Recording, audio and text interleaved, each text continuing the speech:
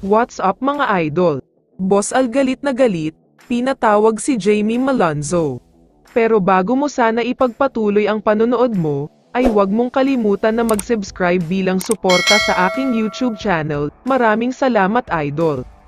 Para sa mga nagtatanong kung si Jamie Malonzo nga ba ang nasa kumakalat na video, ang sagot dyan ay oo.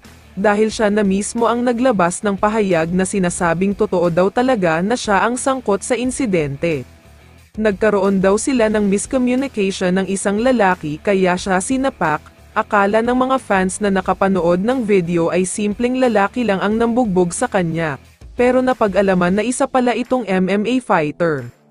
Pero ayon naman kay Malonzo, magsasampa daw siya ng kaso, at gagawa daw talaga siya ng actions para makulong ang nanapak sa kanya, dahil wala naman daw siyang kasalanan at wala siyang ginawang hindi maganda dito. Samantala, alam naman nating lahat na malaking epekto ito para sa Hinebra, dahil maliban sa nadamay ang pangalan ng team, nadamay din dito ang mismong San Mig Corporation brand, kaya naman masamang pangyayari talaga ito para kay Jamie.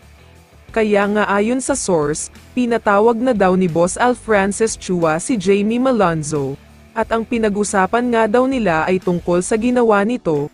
Sobrang galit na galit daw talaga si Boss Al sa kinasangkutan nitong si Malonzo. Dagdag pa ng source, sa sobrang inis niya kay Jamie ay hindi na muna daw niya ito papasamahin sa mga practice ng Hinebra, at may ipapataw pang disciplinary action dahil mukhang wala daw talaga itong disiplina. May mga source na nagsasabing may attitude problem daw itong si Malonzo, at ang ilan pa ay sinasabing halos pareho daw sila ng attitude ng best friend niya na si Mikey Williams, parehong mahilig sa party kahit may laban kinabukasan. Nagbabala na nga daw si Coach Tim at ng buong coaching staff kay Malonzo tungkol sa pag-uugali niya, pero mukhang walang pagbabago at ang mas masaklap pa ay nangyari ito sa mismong laban ng national team. Kaya naman sa mga susunod na araw, wag na kayong magtataka o magugulat, kung ilalagay na rin ng Barangay Hinebra sa trading block ang kanilang superstar. Dahil alam naman natin na ayaw nila ang walang disiplina sa team. Isang napakagaling, napaka-talented at future superstar itong si Jamie Malonzo, pero kung kagaya lang din naman siya ni Mikey Williams na may attitude problem at sisira sa chemistry ng team, mas maganda nga siguro kung bitawan na lang siya. Kaya naman kung ikaw ang tatanungin idol, dapat nga ba siyang bitawan ng Hinebra?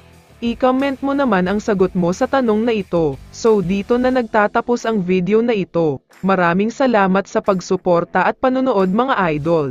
Ingat at bye-bye.